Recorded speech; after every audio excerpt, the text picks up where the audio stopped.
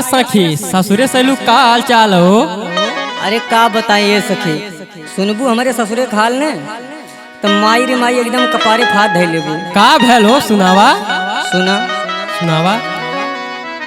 अरे मोरी माई मोरा नरमी कालाई बूढ़ा चटनी पे समय दुकान हरिया में बूढ़ा चटनी पे समय दुकान हरिया में बूढ़ा चटनी पे समय दुकान हरिया में हे दुपहरिया में हो दुपहरिया में बूढ़ा चटनी पे समय दुकान हरिया में बूढ़ा चटनी पे समय दुकान हरिया में बूढ़ा चटनी पे समय दुकान हरिया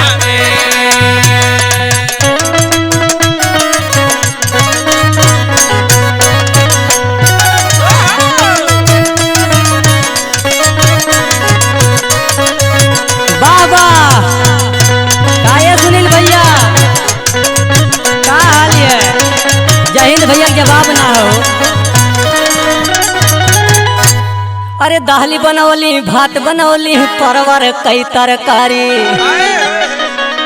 अरे दाली बनौली भात बनौली परवर कई तरकारी।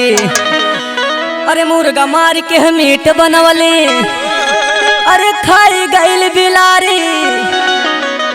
अब बूढ़ा खूब गरिया में भरा हरिया में बूढ़ा खूब गरिया में भरा हरिया में बूढ़ा खूब गरिया में भरा हरिया में भरा हरिया में भरा हरिया में बूढ़ा खूब गरिया में भरा हरिया में बूढ़ा खूब गरिया में भरा हरिया में। अरे सहसुन नदिया करे ससतिया देवैली रोजगारी। अरे सहसुन नदिया करे ससतिया देवैली रोजगारी। अरे सैया हमर गैले बहरा अरे धई के रे लगारी।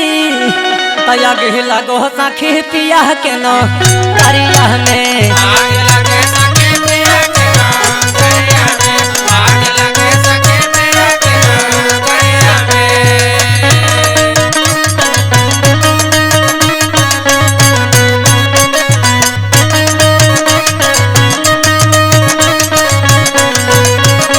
भैया जिया काये जय हिंद भैया काये उत्तम भाई। अरे संदीप राजा दिहले साजा उत्तम अलबेला। अरे संदीप राजा दिहले साजा उत्तम अलबेला।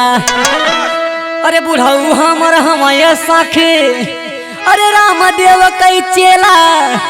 मांगे खटिया पे खाना रोजा हरिया में मांगे खटिया पे खाना रोजा हरिया में मांगे खटिया पे खाना रोजा हरिया में रोजा थरिया में हो रोजा थरिया में मांगे खटिया पे खाना रोजा